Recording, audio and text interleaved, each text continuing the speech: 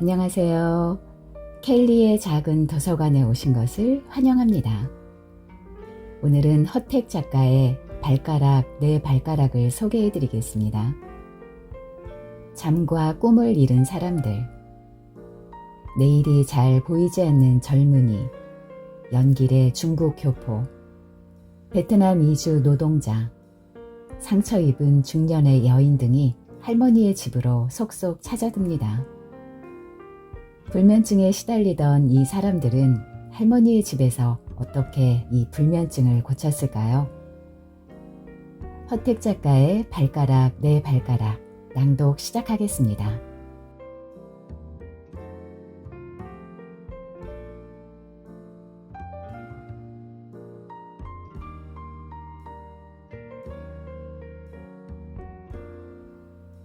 잠이 발가락에서 시작된다.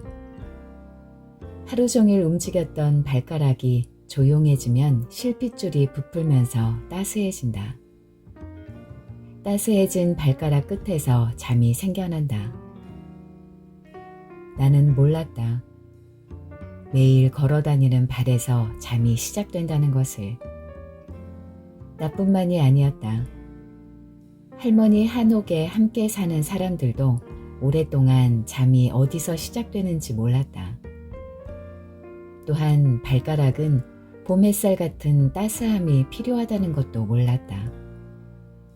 그래서 모두 오랫동안 같은 병을 앓았다. 밤에 잠을 잃어버린 병이었다. 병명은 시민성 불면증이었다. 꼼꼼히 기억해보면 나는 6년째 잠을 찾고 있다. 처음에는 잠이 사라지는지도 몰랐다. 오히려 잠이 사라진 밤들을 신나게 즐겼다. 즐길 수 있는 시간이 많이 생긴 듯해서 기뻤다. 잠이 없어져 홀가분했다. 내 인생에서 군더더기가 없어진 듯했다. 밤에만 할 수 있는 것들을 찾아다녔다. 그러고는 마음껏 즐겼다. 그래서 잠이 내 몸에서 사라졌을 때 대수롭지 않게 생각했다. 내가 원하면 몸에 언제든지 나타나는 줄 알았다. 잠은 머릿속에 있을 거야. 의례 그렇게 여겼다. 6년 전에는 베개에 머리만 닿으면 잠이 저절로 왔다. 굳이 잠을 찾을 필요가 없었다. 잠이 갑자기 사라진 줄은 전혀 생각하지 못했기 때문이다. 하지만 밤을 즐기는 것도 잠시뿐이었다. 밤에는 잠이 있어야 했다. 잠이 사라진 밤이 나를 괴롭히기 시작했다. 입술이 타들어가고 눈이 충혈되는 고통이 밤새 나를 괴롭혔다. 나는 잠을 열심히 찾았다. 하지만 잠을 도저히 찾을 수 없었다. 그렇게 대수롭지 않게 여겼던 잠이 꼭꼭 숨어버리다니. 마치 잠과 숨바꼭질하는 것 같았다. 나는 지쳐만 갔다. 온갖 수단과 방법을 다 썼지만 소용이 없었다. 하루하루 밤은 무섭게 찾아왔다. 뜬 눈으로 지새우는 밤들이 무서웠다. 수면제를 삼켜도 소용이 없었다.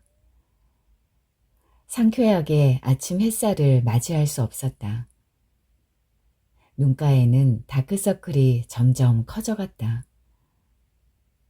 볼살이 사라지면서 광대뼈만 창백하게 두드러졌다.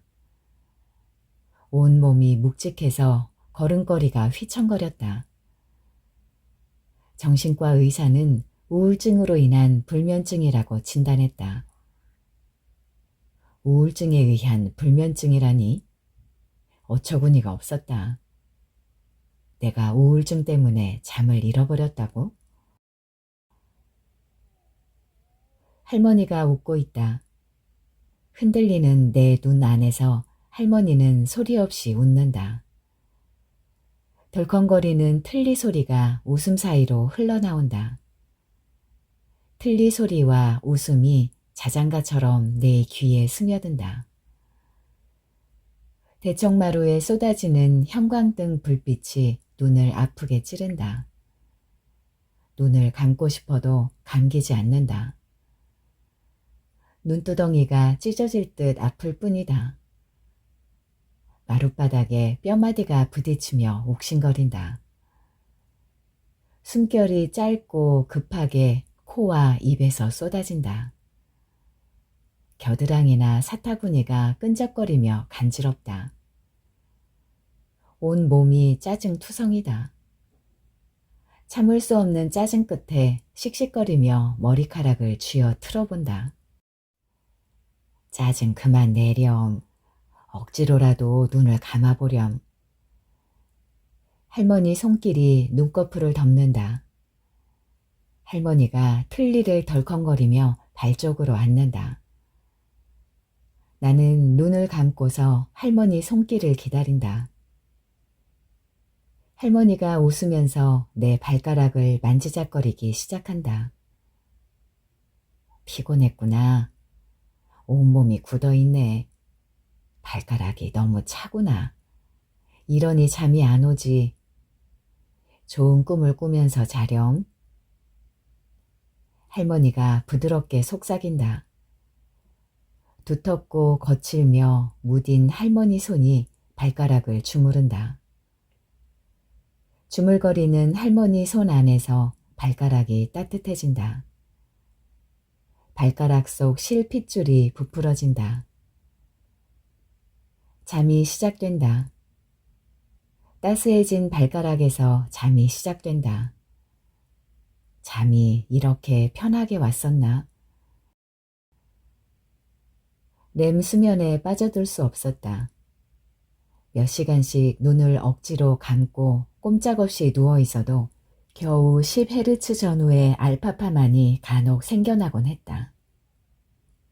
꿈이 생기지 않은 지도 거의 몇 년이 됐다. 간혹 환시에 시달려 꿈인 듯 생각하곤 했다. 꿈이 그리웠다. 꿈을 만드는 렘 수면은 나에게 생기지 않았다. 렘 수면을 만들기 위해 침대 매트를 3번이나 바꿨다. 일주일마다 이불과 요를 세탁기에 돌렸다. 캐시미어다, 모시 이불이다, 비단 이불이다. 온갖 이불과 요를 바꿨다. 하지만 소용없었다. 이불이나 요는 언제나 눅눅하기만 했다. 눅눅함은 잠이 찾아오지 않는 첫 번째 핑계가 되곤 했다. 그럴 때면 옷장에 있는 옷들을 세탁기에 쑤셔넣고 밤새 돌렸다. 덜덜거리는 소리만 귓속에 파고들어서 머릿속을 꽉 채웠다. 덜덜거리는 소리에 맞춰 멍하게 고개만 밤새 끄덕였다. 세탁기 돌아가는 소리가 잠이 오지 않는 두 번째 핑계를 만들어줬다. 이 세탁기 돌아가는 소리 때문에 나는 잠을 잘 수 없는 거야. 새벽녘에 참을 수 없는 신경질로 망치를 들었다. 망치로 세탁기 옆구리를 후려쳤다. 꽝! 두 번째 세탁기가 부서졌다. 세탁기가 부서져도 렘 수면은 찾아오지 않았다. 세탁기가 몇 개나 더 부서질지 알 수 없었다. 층간 소음으로 나는 바닷가 아파트에서 쫓겨났다. 황령산 입구 숲속에 위치한 아파트로 옮겼다. 집을 떠나온 후 3번째 이사였다. 밤이면 바람 소리와 숲속 나무들 소리뿐이었다. 너무 조용한 밤도 잠을 만들지 못했다. 또 잠이 오지 않는 핑계가 만들어졌다. 잠이 오지 않아 밤마다 짜증스럽게 뒤척거리는데 어머니 전화 때문에 불면증이 더욱 심해졌다. 어머니가 왜 이사했냐? 결혼할 생각이냐? 라며 전화로 물었을 때 고함이 먼저 터졌다. 이사한 지 한 달이 넘었건만 이제 겨우 전화하는 거야? 언제나 나에게는 그냥 자식이니까 거는 안부 전화인 거야? 전화 걸기만 하면 결혼 이야기만 꺼내고 내 걱정 해본 적 있어? 결혼한다면 집이라도 사줄 거야? 이러니 내가 잠이 안 오지. 어머니에게 화풀이하면서 잠이 안 오는 이유를 만들었다. 엄마는 불면증의 꼬투리가 될 수밖에 없었다. 내가 알아서 살아가니까 노인네 걱정이나 하슈. 80노모는 조용히 전화를 끊었다. 노모의 긴 한숨소리가 밤새 귓가에 맴돌았다. 램 수면의 뇌파는 생겨나지 않았다. 알파파 속에 노모의 한숨이 계속 맴돌았다. 잠은 올 수 없었다. 짜증을 왜 냈을까? 다음 날부터 눕기만 하면 알파파 속에서 의문만 점점 커졌다. 나는 엄마에게 짜증을 낼 수밖에 없는 놈이야. 밤이 우울하게 다가왔다. 자식을 많이 둔 노모에게 사내로 넷째인 나는 천덕꾸러기였다. 딸을 바라며 40대 초에 마지막이라고 낳은 자식이 나였다. 엄마는 나를 낳고서 산후 우울증에 시달렸다. 연년생으로 결국 막내 여동생을 낳은 후 우울증이 없어졌다. 나는 엄마 품에 겨우 몇 개월만 안겨 있었을 뿐 엄마의 온기를 기억할 수 없었다. 그것이 노모와의 마지막 통화였다. 몇 달 후 노모는 이 세상을 떠났다. 장례식장에서 마음껏 울고 싶었다. 마음껏 울었다. 가족이나 친지들이 유별나다는 듯이 나를 쳐다봤다. 혹시 잠이라도 한 번쯤 푹 잘 수 있을까 하고 통곡 때문에 머릿속이 멍해지면 잠이 쉽게 찾아올 수 있을 것 같았다. 집안 어른들 잔소리가 또 잠을 방해했다. 네 어미는 네가 40 넘기기 전에 결혼하는 것을 꼭 보고 이 세상을 떴어야 했는데 더 늦기 전에 장가 가거라. 우라통만 터지는 잔소리였다. 세상 떠난 노모가 나를 도와주길 바랬다. 하지만 노모는 밤새 아파트 안을 그림자로 돌아다녔다. 거실에 앉아있으면 텔레비전 옆에 앉아서 시청을 방해했고 화장실에 들어가면 세면대 거울에 나타났으며 침대에 누우면 천장에 아른거렸다. 나는 노모 품에 안기고 싶었다. 가슴속 온기를 느끼고 싶었다. 허우적거리며 노모 그림자에 붙었지만 소용없었다. 어머니 품에 포근하게 안긴 지가 언제였지? 기억나지 않았다. 노모는 잠을 만들어주지 않았다. 오히려 세로토닌 분비를 방해만 할 뿐이었다. 어릴 적 엄마 품에서 세로토닌을 많이 분비하고 싶었다. 하지만 나에게 주어진 엄마 품은 고작 몇 달 뿐이었다. 나는 엄마 품을 그리워했다. 엄마 품에는 언제나 막내 여동생이 안겨 있었다. 나는 좁은 문간방에서 형들에게 구박을 받으며 잠들 수밖에 없었다. 나는 컴퓨터를 만질 때만 즐거웠다. 컴퓨터와 점점 친해졌다. 식구들보다도 컴퓨터가 더 소중했다. 하지만 컴퓨터만으로는 세로토닌이 많이 분비될 수 없었다. 잠이 허벅지를 타고 올라온다. 나는 눈을 꼭 감는다. 할머니가 허벅지까지 주물거린다. 할머니 무딘 손길이 따뜻하다. 할머니의 온기가 발가락에서 허벅지로 옮아간다. 잠이 없어진 오랫동안 장단지나 허벅지에 벌레가 기어가는 듯한 느낌을 받았다. 밤이면 벌레를 쫓아내려고 장단지나 허벅지를 때리기도 했고 다리를 밤새 움직이기도 했다. 하지만 벌레 기어가는 듯한 느낌을 없앨 수 없었다. 할머니 손길 따라 벌레 같은 놈들이 없어진다. 허벅지가 잠에 빠져든다. 이미 발가락은 편하게 잠들고 있다. 무릎도 조용하다. 허벅지가 몽실몽실 움직인다. 나를 괴롭히던 벌레 같은 것들이 사라진다. 할머니, 우리 언제 만났죠? 기억도 안 난다. 며칠 전인지 몇 달 전인지 아니면 몇 년 전인지. 멀리서 보니 네가 강 위를 걷고 싶어 하더군. 나는 강가에서 가을 햇살을 듬뿍 실은 강바람을 맞으며 잠에 빠져들고 있었지. 잠결에 먼저 떠난 딸애가 찾아왔더군. 강바람 따라 아른거리며 그동안 못다한 얘기를 제잘거렸어. 나는 가을 햇살을 맞으며 재미있게 이야기를 듣고 있었지. 딸애가 내 얼굴을 쓰다듬으며 먼저 떠나서 미안하다는 말을 언제나처럼 하더군. 혼자 지내기 힘들죠? 외롭지 않아요? 나는 괜찮다고 웃으면서 말했어. 서로 제잘거리며 함께 살면서 즐거웠던 기억들을 나눴지. 한창 이야기를 하고 있는데 딸애가 고개를 돌리더니 깜짝 놀라며 저 젊은이를 봐. 나처럼 강 속으로 빠지고 있어. 라고 외치더구나. 그러더니 바람 따라 잠결에서 사라졌어.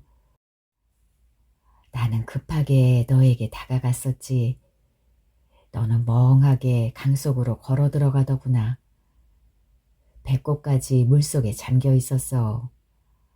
내가 네 손목을 잡고 강가로 끌고 나왔지. 너는 멍청하게 나를 따라 나왔어. 네 눈동자에는 아무것도 보이지 않더군. 그때 너를 처음 만났지. 할머니는 나를 강변 잡초 위에 눕혔다.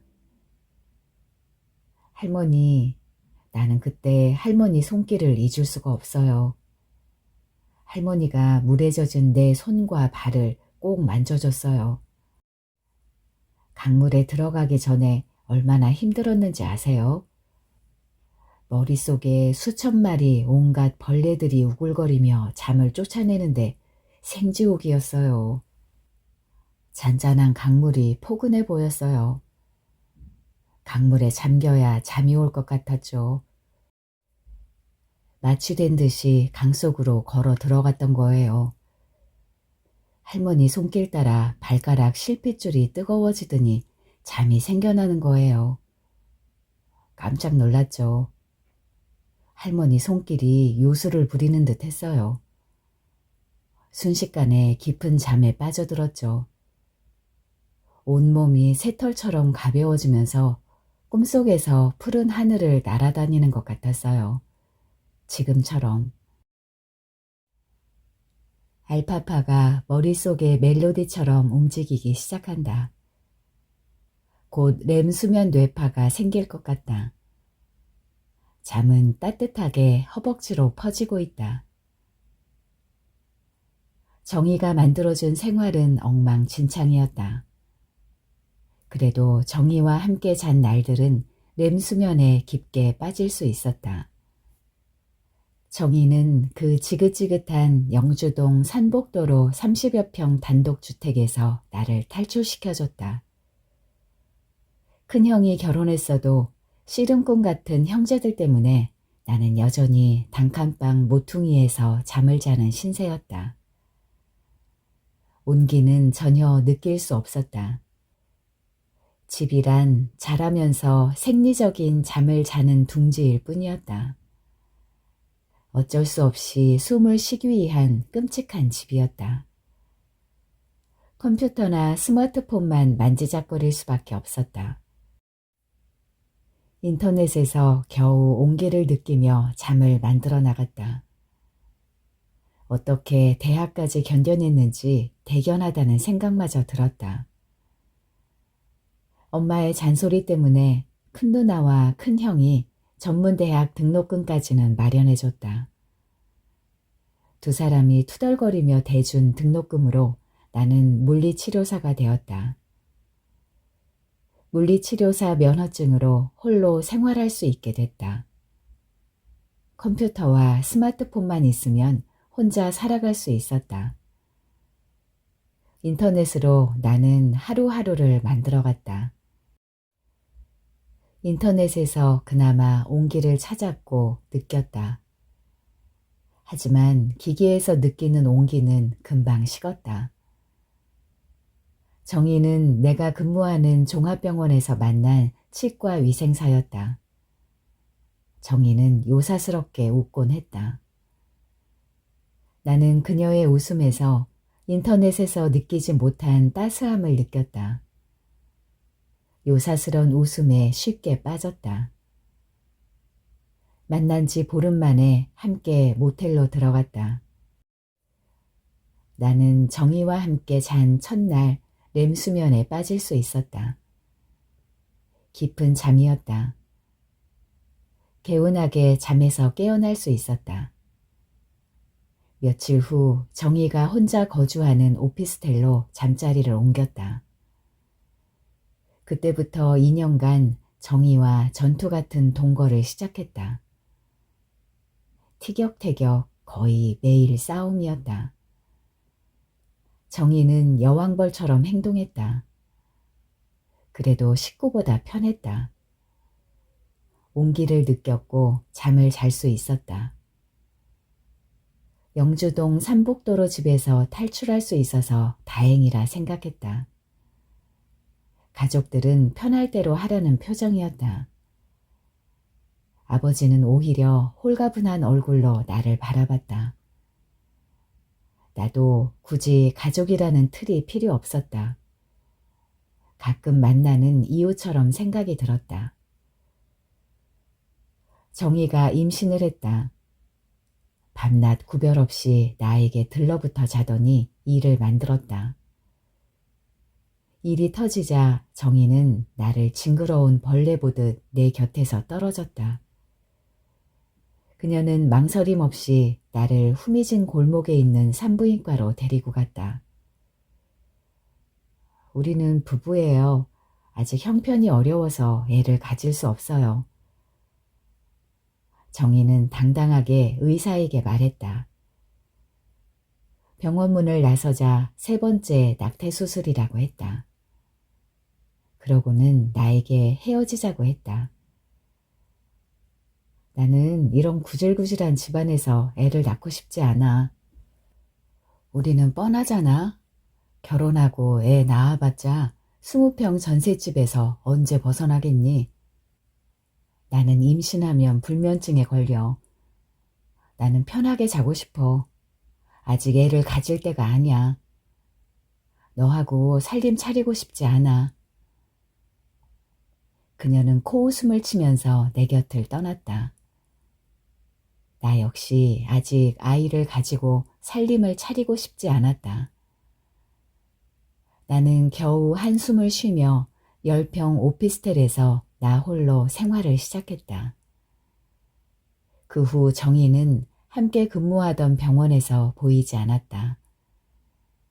가끔 동네 친구인 기태와 술 한잔 했다. 기태도 혼자 사는 것이 편하다고 떠들곤 했다. 까짓거 결혼해서 자식들에게 얽매일 필요가 있어?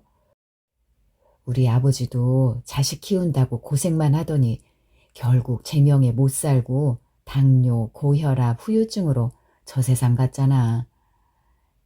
요즘 자식 앞에 떳떳하려면 40평 정도의 집은 가지고 있어야 하는데 그게 말이 쉽지. 인터넷과 스마트폰만 있으면 혼자 살아가는데 지장 없어. 혼자가 홀가분하지. 그냥 그때그때 생리적으로 여자를 만나면 그만이야. 함께 살면 쓸데없이 돈이나 낭비하게 되고. 우리는 홀로 삶을 서로 위로했다. 하지만 오피스텔은 썰렁했다. 온기를 점점 느낄 수 없었다. 밤새 온기를 찾아 인터넷을 샅샅이 뒤졌다. 거기서도 온기를 찾을 수 없었다. 올빼미처럼 눈만 휑하게 커졌다. 잠시나마 정이 덕분에 렘 수면에 빠질 수 있었다. 정이와 함께 있었을 때 렘 수면을 쉽게 잊어버렸다. 30 간 넘은 늦가을 비 오는 날 밤 잠이 사라진 것을 알았다. 도대체 잠이 어디에 있는지 찾을 수 없었다.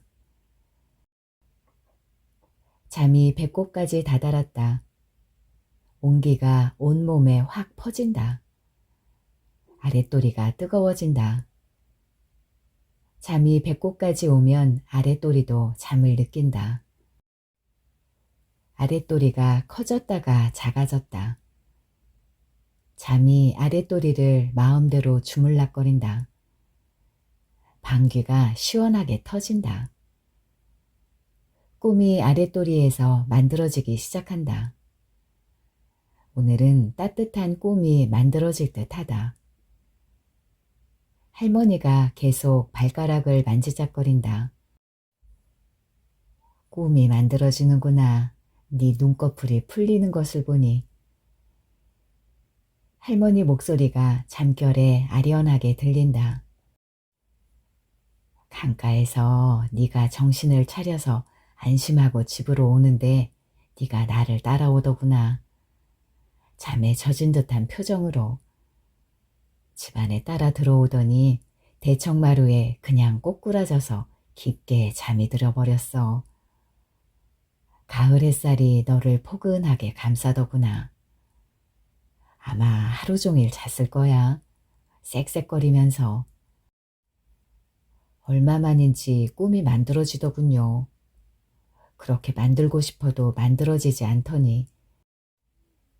할머니 손길에 꿈이 만들어지다니. 아버지, 어머니와 함께 동물원 가는 꿈이었어요. 한 번도 부모님과 놀이공원이나 동물원에 가본 적이 없었어요. 어릴 적에 한 번은 함께 가고 싶었거든요. 꿈속은 화창한 어린이날이었어요. 아버지와 어머니가 내 양손을 꼭 잡고 동물원을 구경하며 돌아다녔어요. 어머니가 내 오른손에 노란 풍선을 쥐어줬어요. 너무 좋았죠. 사자우리 앞에 가니 사자가 문을 열어주더군요. 나를 보더니 우리 안에 들어와서 함께 놀자고 하더군요. 아버지가 아이스크림을 2개 사줬어요. 사자와 아이스크림을 나누어 먹으렴. 그걸 들고 우리 안에 들어갔어요. 사자에게 아이스크림을 줬더니 맛있게 핥으면서 나를 껴안더군요. 사자품이 너무 따뜻하고 포근했어요. 언제까지 있었는지 모르겠어요. 가장 행복한 꿈이었으니까요. 꿈을 꿀 수 있는 잠이 얼마나 소중한지. 너 요즘 잘 잔다면서? 기태가 울먹이며 전화를 걸었다. 수면제를 복용하지 않아도 잠을 편하게 잘 수 있다던데 정말이냐? 네가 잘 잔다는 소문이 친구들 사이에 쫙 퍼졌던데 도대체 어떻게 불면증을 고쳤냐?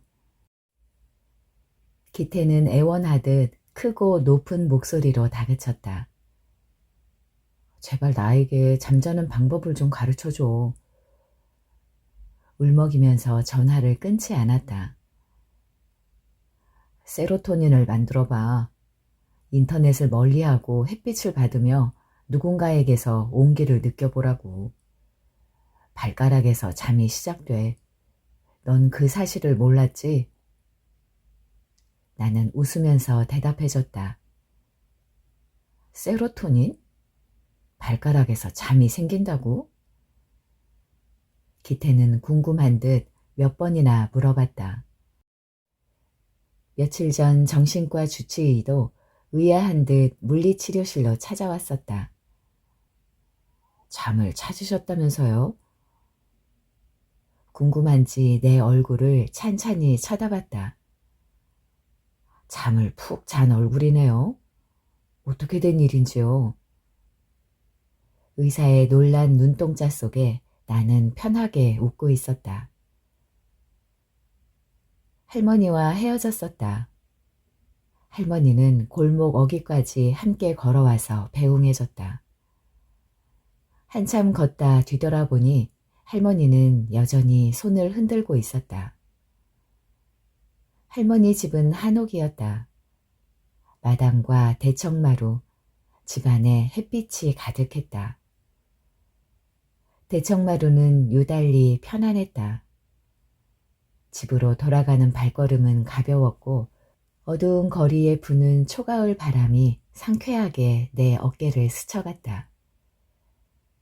발목에서부터 허벅지 따라 배꼽을 거쳐 등과 어깨까지 힘이 넘쳐났다. 걸음걸이가 가을바람 따라 가뿐했다. 잠으로 만들어진 힘이었고 기분이었다. 하지만 오피스텔로 들어서자 또다시 잠은 사라졌다. 혼자서 밤새 발가락을 만지작거렸다. 아무리 주물럭거려도 온기는 생기지 않았다.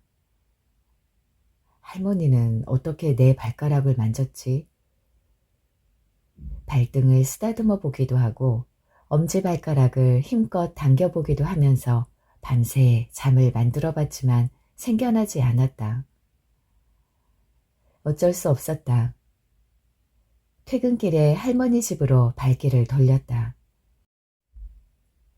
오피스텔로 돌아가기 싫었다. 수면제도 소용이 없었다. 사자와 놀았던 꿈이 그리웠다. 할머니도 기다렸다는 듯이 반갑게 나를 맞이했다. 구수한 된장찌개 냄새가 가을바람 타고 코 속으로 스며들었다. 내 딸애가 조개와 호박 넣은 된장찌개를 좋아했지. 며칠 사이 왜 얼굴이 파리해졌어? 할머니는 따스한 물이 담긴 대야를 가져왔다. 그러고는 수건을 나에게 건네줬다. 세수를 하자 할머니는 대야에 내 발을 담그고 정성껏 발가락 하나하나를 씻겨줬다. 갑자기 세로토닌이 온 몸에 퍼졌다. 대야에 담근 발가락에서 잠이 생겨났다. 할머니는 따스한 물속에서 내 발등을 쓰다듬었다. 아, 렘 수면은 이렇게 찾아오는구나. 저절로 대청마루에 누워버렸다. 콧잔등에 가을바람은 살랑거렸다. 스치는 바람 따라 세로토닌이 얼굴에 살포시 퍼졌다. 세로토닌 덕분에 어깨를 짓누르던 통증이 사라졌다. 잠들기 전에 된장찌개로 저녁을 먹으렴. 할머니는 식사하는 나를 대견하다는 듯 바라봤다. 내 딸애도 너처럼 맛있는 된장찌개를 먹었지. 네가 딸처럼 밥 먹는 것을 보니 나도 기쁘구나. 나도 가끔 잠이 오질 않는단다. 먼저 간 딸애가 보고 싶어서. 렘 수면은 쉽게 찾아왔다. 결국 할머니에게 애원했다. 할머니와 함께 살고 싶다고. 그러렴. 내 딸애처럼 만나게 된장찌개를 먹는 것만 봐도 난 기분이 좋단다. 텅 비어있는 5개의 방 중에 첫 번째 방으로 나는 살림을 옮겼다. 밤마다 할머니는 따뜻한 물이 담긴 대야 속에서 내 발을 씻겨줬다. 그러고 할머니의 손맛 나는 저녁 식사를 하고 나면 저절로 발가락에서 잠이 생겨났다. 인터넷을 켤 시간도 없었다.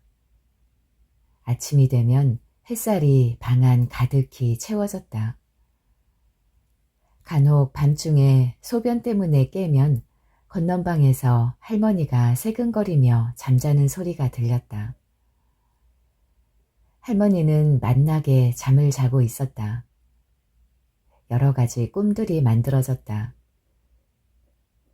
기태에게서 매일 전화가 걸려왔다. 잠을 찾을 수 없어서 너무 괴롭다고, 밤이 무섭다고, 파리한 얼굴, 눈동자에서 세로토닌이 전혀 느껴지지 않았다. 기태가 한심스러웠다. 애처로워 보였다. 한심함에 웃었더니 엉엉 울면서 제발, 제발 애걸을 했다. 친구를 할머니에게 데리고 갔다. 할머니가 친구의 초라한 꼴을 보더니 혀를 찼다. 우리 집에서는 밤중에 컴퓨터를 사용하면 안 돼. 할머니는 단호하게 말하며 친구가 두 번째 빈 방을 쓰는 것을 허락했다. 할머니는 친구의 발도 씻겨줬다. 친구에게 잠이 쉽게 찾아오지 않았다. 친구는 불면증을 나보다 더 심하게 앓고 있었다. 그래도 할머니는 정성껏 친구 발가락을 주물럭거렸다. 공휴일이면 할머니는 아침 햇살 가득한 마당으로 친구를 불러내서 집안일을 시켰다. 쓰레기를 버린다든지 마당을 청소시킨다든지 부서진 가구를 수리한다든지. 처음엔 짜증내던 친구는 차츰 햇살에 묻혀 열심히 일하기 시작했다.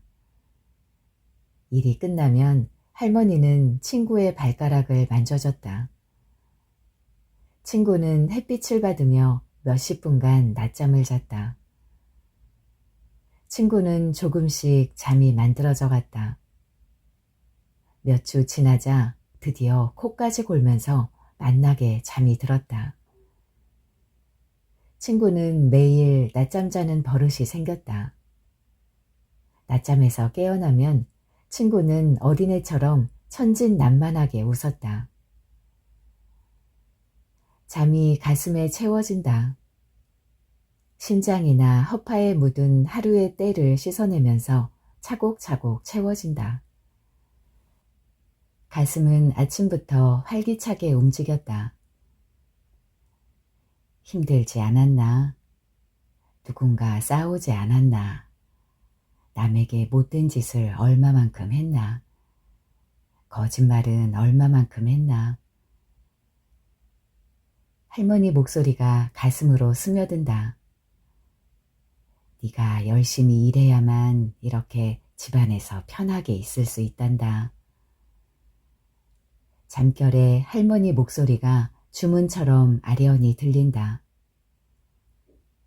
할머니, 나는 오늘 행복했어요. 어제 만들어진 세로토닌 덕분에 무사히 하루를 마쳤어요. 잠꼬대 하듯 렘 수면 상태에서 중얼거린다. 하루의 빛으로 만들어진 세로토닌이 잠으로 변하고 있다. 이제는 너 혼자 잘 수 있구나. 할머니가 살며시 일어나 안방으로 들어간다. 곧 할머니 코 고는 소리가 자장가처럼 들릴 것이다. 나는 렘 수면 끝자락에서 할머니 코 고는 소리를 듣게 된다. 할머니의 세로토닌 파가 너울처럼 집안으로 퍼진다. 나도 심장이 쉬는 서파 수면에 빠질 것이다. 세로토닌으로 채워진 가슴에 가장 편안한 밤이 만들어진다. 심장을 도려내고 싶었던 불면의 밤은 기억 속으로 사라졌다. 이제는 가슴 속에서 오늘 하루를 그릴 수 있다. 붉게 튀는 심장의 소리를 잠속에서 들을 수 있다. 오늘 낮에 오랜만에 큰형에게서 전화가 걸려왔다. 오랜만이네. 집안 식구들은 잘 있어? 자주 연락 못해서 미안해. 큰형이 반가운 듯 웃으면서 말했다. 네 목소리에 웃음이 서려 있네. 걱정돼서 안부차 전화했지. 걱정할 필요 없겠네. 큰형의 웃는 얼굴이 그려졌다. 괜히 미웠던 큰형이 보고 싶었다. 내 눈가에 물기가 촉촉히 맺어졌다. 큰형의 눈가에도 물기가 촉촉이 그려졌다. 아버지 제삿날은 기억하지? 음력 10월 11일 아니에요? 미안한 생각이 들었다. 큰형 말 속에 미안한 느낌이 듬뿍 들어있다. 이제 식구들을 편하게 볼 수 있겠구나. 큰형에게 이번 아버지 제삿날에는 꼭 가겠다고 말했다.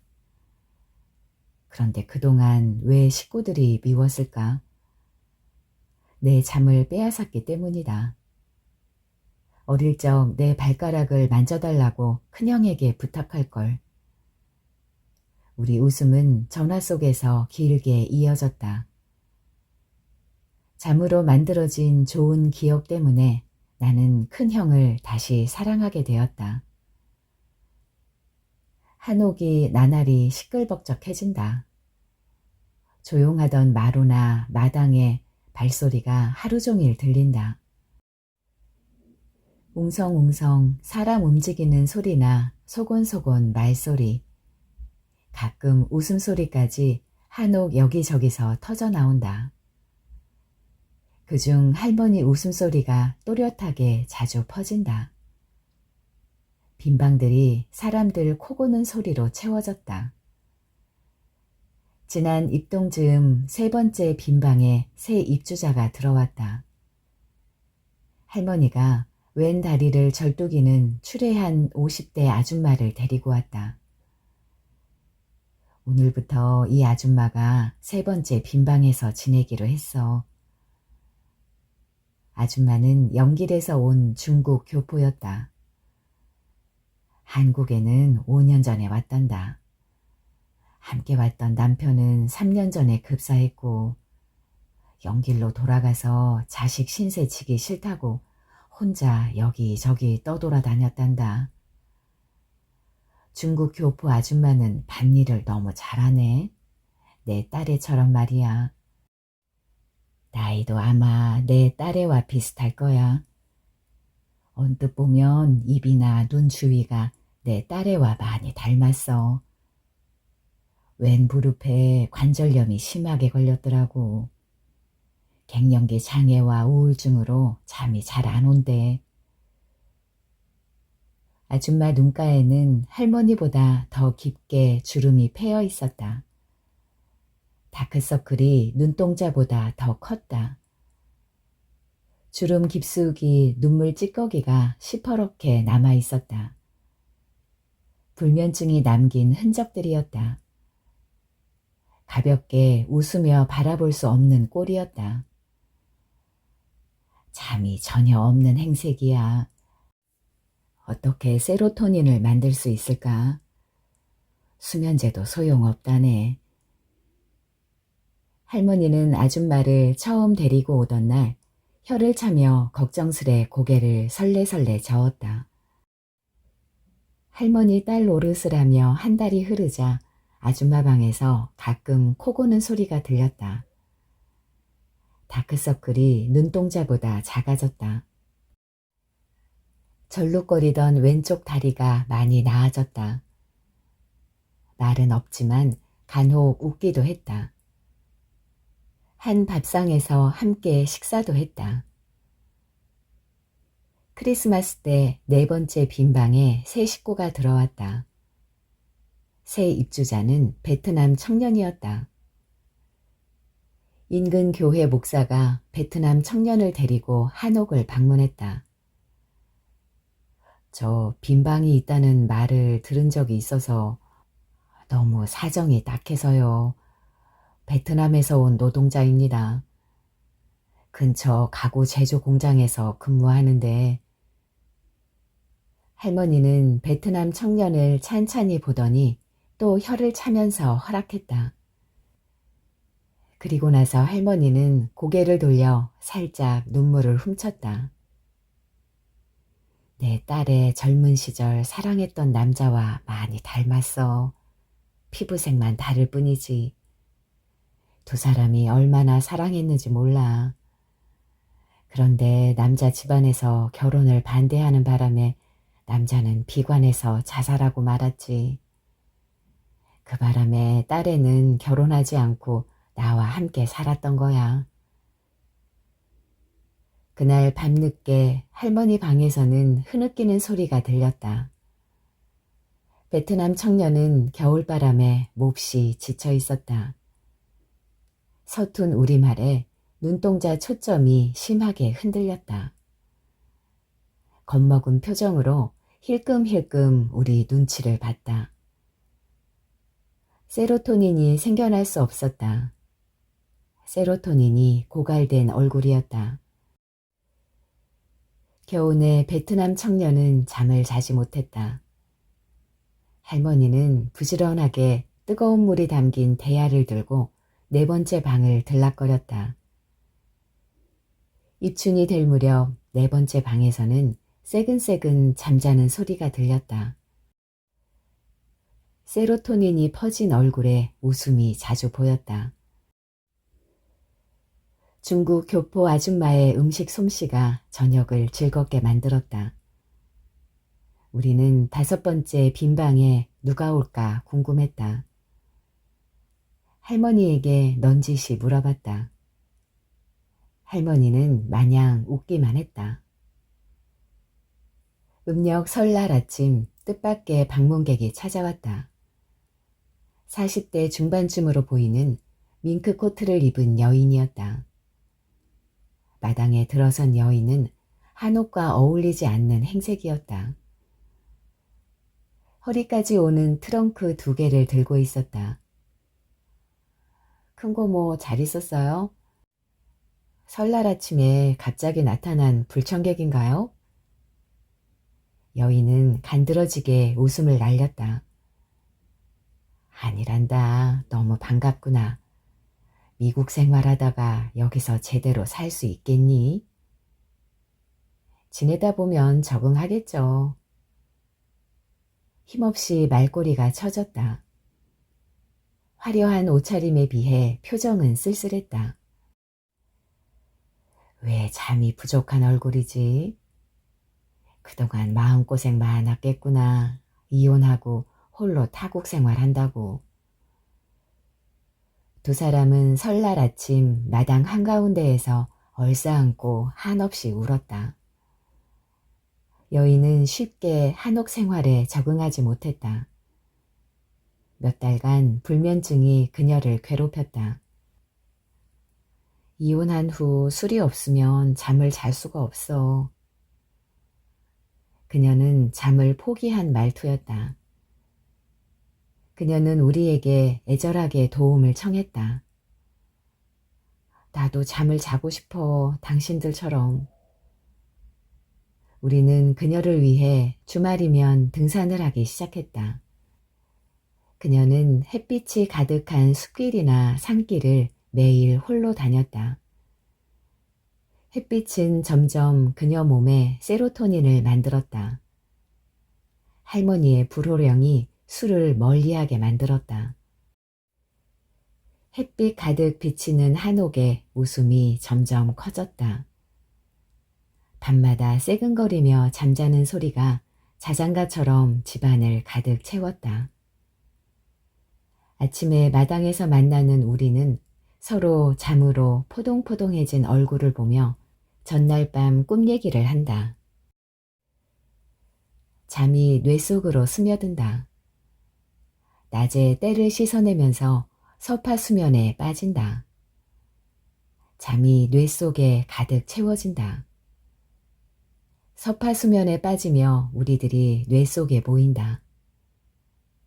뇌 속에 옹기종기 모여 앉는다. 서로 다정하게 이야기를 나눈다.